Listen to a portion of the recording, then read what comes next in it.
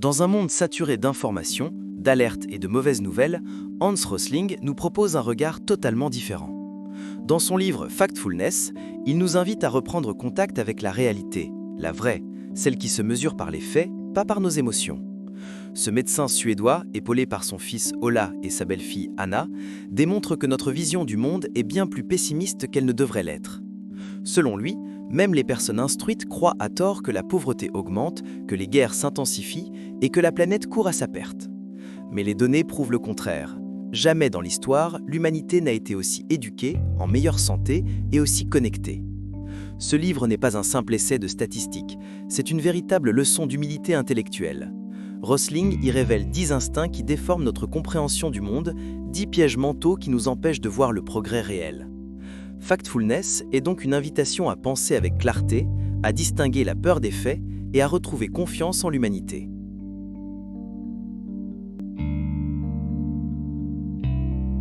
Hans Rosling commence par ce qu'il appelle l'instinct de la division.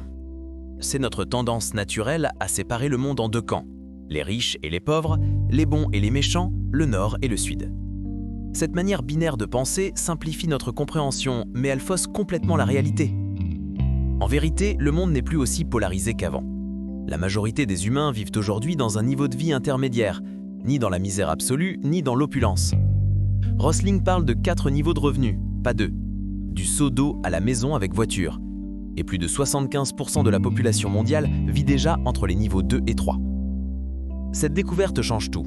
Elle nous oblige à abandonner la vieille image du monde coupée en deux. Penser en termes de « eux contre nous » empêche toute compréhension nuancée et alimente les préjugés. L'auteur nous rappelle donc qu'avant de juger une situation, il faut se méfier des généralisations. Le monde est bien plus diversifié et complexe qu'on ne le croit. Comprendre cela, c'est déjà faire un pas vers une vision plus juste et plus apaisée de notre planète.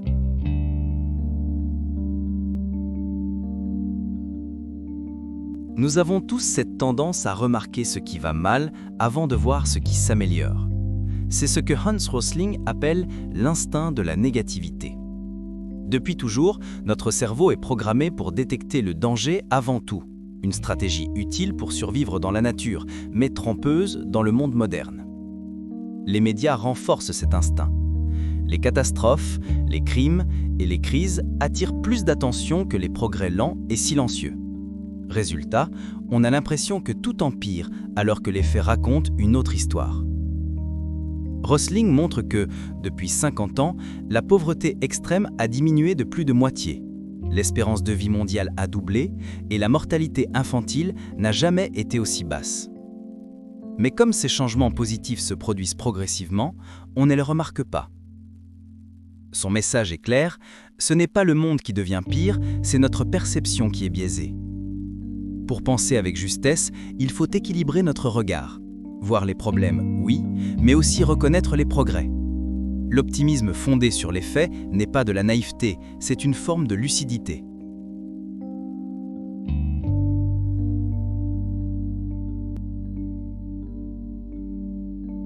L'un des pièges les plus fréquents, selon Hans Rosling, est l'instinct de la ligne droite.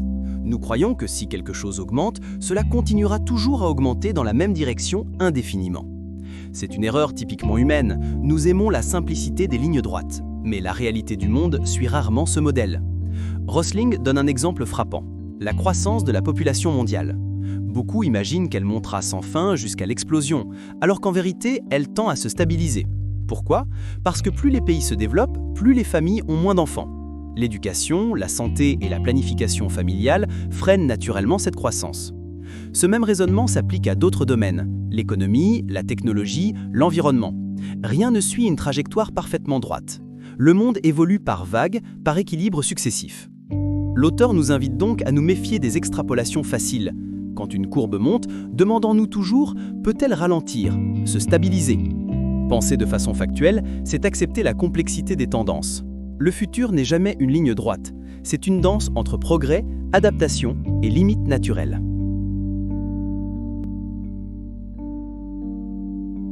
Hans Rosling appelle l'instinct de la peur l'un des plus puissants de notre cerveau. C'est lui qui nous fait réagir avant de réfléchir, amplifier les menaces et croire que le monde est plus dangereux qu'il ne l'est réellement. Les images de guerre, de terrorisme, de catastrophes naturelles ou de crimes nous marquent profondément. Elles restent dans notre mémoire bien plus que les nouvelles positives. Mais Rosling nous invite à prendre du recul. Oui, les dangers existent, mais ils ne sont pas aussi omniprésents qu'on le pense. Statistiquement, les guerres font moins de victimes qu'au siècle dernier, les épidémies sont mieux maîtrisées et les catastrophes naturelles tuent beaucoup moins qu'avant grâce au progrès de la science et de la prévention. La peur déforme notre jugement.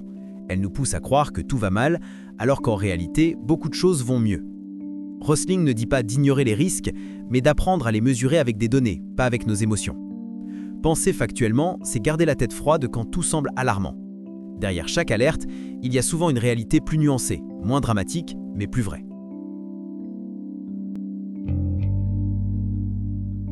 Nous avons tendance à accorder plus d'importance à ce qui paraît grand, impressionnant ou choquant. C'est ce que Hans Rosling appelle l'instinct de la taille. Lorsqu'un chiffre ou un événement semble énorme, notre cerveau l'interprète comme une catastrophe ou une urgence, sans chercher à le remettre en perspective. Rosling explique que ce n'est pas la taille brute d'un chiffre qui compte, mais sa proportion et son contexte. Par exemple, entendre que 10 000 personnes sont mortes d'une maladie semble dramatique, mais si l'on précise qu'il y en avait 100 millions exposés, la perception change complètement. Il insiste sur l'importance de comparer, de relativiser. Les médias, souvent, isolent les données pour créer un effet d'émotion, mais le rôle du lecteur, du citoyen, c'est de toujours se demander « comparer à quoi ? Est-ce une tendance ou un cas isolé ?» Comprendre la taille réelle d'un phénomène, c'est éviter de tomber dans la panique ou le pessimisme. Rosling nous apprend à voir le monde, non pas à travers des chiffres bruts, mais à travers leur signification. Les faits n'ont de valeur que replacés dans leur juste échelle.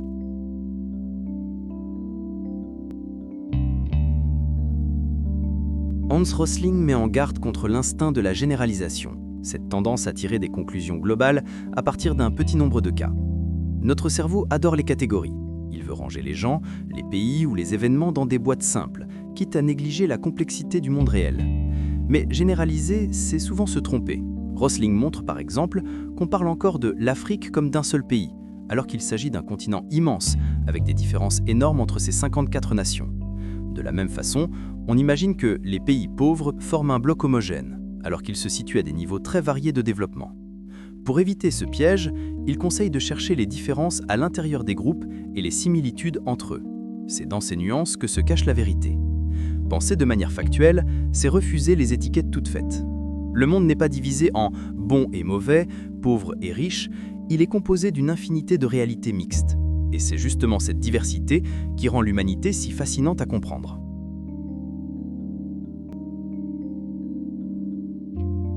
Hans Rosling appelle l'instinct du destin cette croyance selon laquelle les peuples, les cultures ou les pays seraient condamnés à rester tels qu'ils sont. C'est l'idée que les choses ne changent jamais vraiment. Pourtant, l'histoire récente montre l'inverse. Tout évolue, lentement mais sûrement. Cet instinct vient de notre tendance à confondre lenteur et immobilité. Parce que le changement social ou culturel prend des décennies, on croit qu'il n'existe pas. Rosling cite par exemple l'évolution spectaculaire de la santé, de l'éducation et du rôle des femmes dans des pays qu'on croyait immuables. Il explique que la culture n'est pas un destin, c'est un processus vivant, influencé par la technologie, l'économie et surtout par les jeunes générations. Ce qui semblait impossible hier devient normal aujourd'hui. Se libérer de cet instinct, c'est croire au progrès humain sans tomber dans l'illusion. Rien n'est figé. Les pays changent, les mentalités évoluent et le futur appartient à ceux qui apprennent et s'adaptent. Penser factuellement, c'est reconnaître que le monde n'est pas déterminé par le passé, il est façonné par les choix que nous faisons aujourd'hui.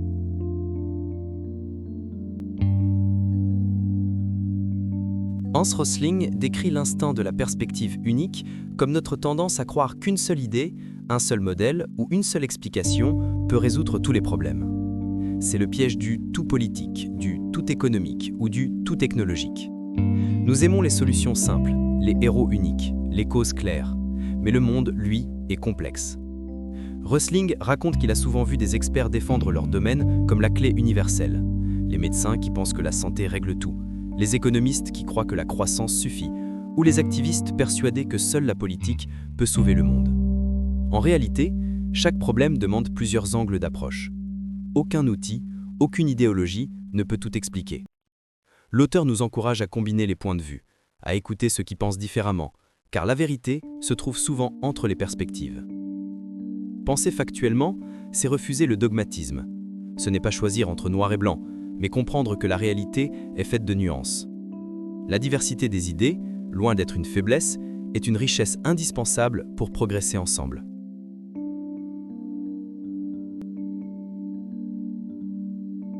Lorsqu'un problème éclate, notre réflexe immédiat est de chercher un responsable. On veut un visage à accuser, une main à pointer du doigt. Cette réaction profondément humaine s'appelle l'instinct du blâme. Elle nous donne l'illusion de comprendre alors qu'en réalité, elle nous éloigne souvent des vraies causes. Trouver un coupable rassure, cela simplifie le monde, transforme une situation complexe en une histoire claire, mais la plupart des problèmes globaux, qu'il s'agisse de pauvreté, d'épidémie ou de crise économique, ne viennent pas d'une seule erreur ou d'une seule personne. Ils sont le résultat d'une chaîne de facteurs interconnectés. Chercher à comprendre plutôt qu'à accuser, voilà la clé. Au lieu de dire « qui a fauté ?», demandons « qu'est-ce qui a dysfonctionné dans le système ?» Cette simple nuance transforme la colère en apprentissage. Penser avec lucidité, c'est refuser le réflexe du blâme. Car le progrès ne naît pas de la vengeance, mais de la compréhension. Et chaque fois qu'on analyse au lieu d'accuser, on rapproche le monde d'une vérité un peu plus juste.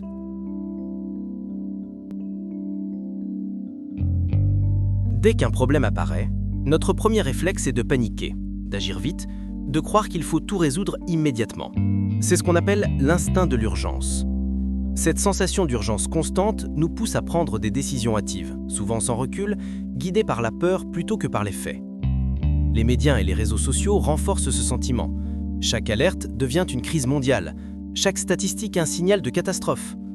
Pourtant, la plupart des défis du monde, qu'il s'agisse de la pauvreté, du climat ou de la santé, demandent du temps, de la réflexion et des solutions durables, pas des réactions impulsives. La clé, c'est de respirer avant d'agir. Poser les bonnes questions. Quels sont les faits? Quelles sont les tendances à long terme? Souvent, ce qui semble urgent ne l'est pas autant qu'on le croit. Penser avec calme, c'est déjà agir avec intelligence. La vraie urgence, selon Rosling, n'est pas de courir dans tous les sens, mais d'apprendre à distinguer les signaux importants du bruit ambiant. Car un esprit lucide vaut mieux qu'une réaction précipitée.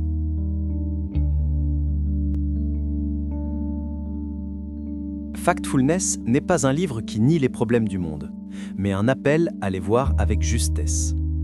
Il nous apprend à penser avec calme, à juger selon les faits, pas selon la peur. Son message est profondément humain. La réalité est souvent meilleure qu'on le croit. Mais le livre n'est pas sans limite. Il insiste tant sur les progrès qu'il en oublie parfois les défis encore brûlants. Les inégalités, le climat, les crises sociales. Pourtant, sa leçon essentielle demeure. La connaissance libère. Et comprendre le monde avec lucidité est le premier pas vers un optimisme intelligent.